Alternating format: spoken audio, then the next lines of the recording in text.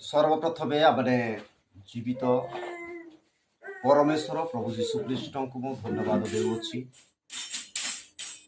कारण ताहांकर दया सकाशु आज आमने पुनर्बार एकत्रित हेबा निमंते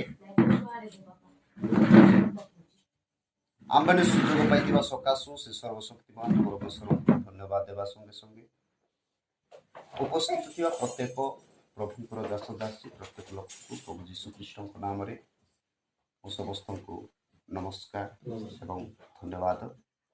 प्रभु आज संध्या समय आम को से प्रेम करथिबा सकाशु आम निर्विघ्न भाव में ताहांको आमने सेवा करबा निमंते सुयोग पाइथिबा सकाशु से सर्वशक्तिमान परमेश्वर को मु धन्यवाद देउछि कारण आज दिन में प्रभु आम को अनुग्रह करि अछंती आम को दया करि अछंती से निमंते प्रभु गौरव प्रशंसा पाउतो प्रभु नाम गौरवान्वित हेउ।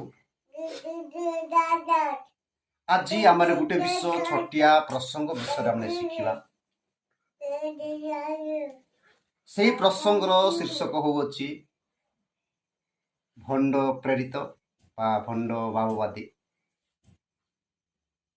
से आमने केमिति बंचिबा से मानक हमने कि प्रकार भाव रे चिनिबा कि प्रकार भाव रे ताहांको हमने बुझी परिबा एवं से मानको ठारो हमने पृथक हेबा से विषय आज हमने आलोचना करिबा।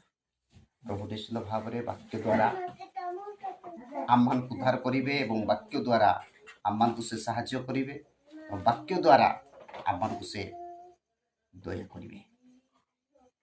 एते निमते आसंतु मात्यु लिखित सुसमाचार तार 26 अध्याय तार 26 पद माने पाठ करिबा एवं माने आगे बुझिबा।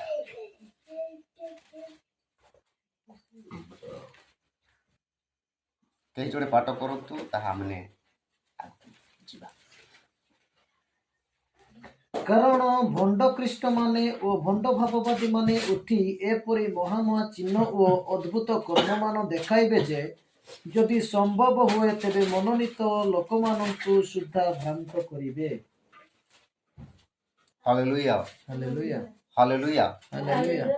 ए प्रकार वाक्य रे लिखा जाय अछि कारण भंड ख्रीष्ट माने ओ भंड भाववादी माने उठी ए प्रकार महा चिन्ह ओ अद्भुत कर्म मान देखाइबे जे यदि संभव हुए तेबे मनोनीत लोक माननकु सुद्धा भ्रांत करिवे।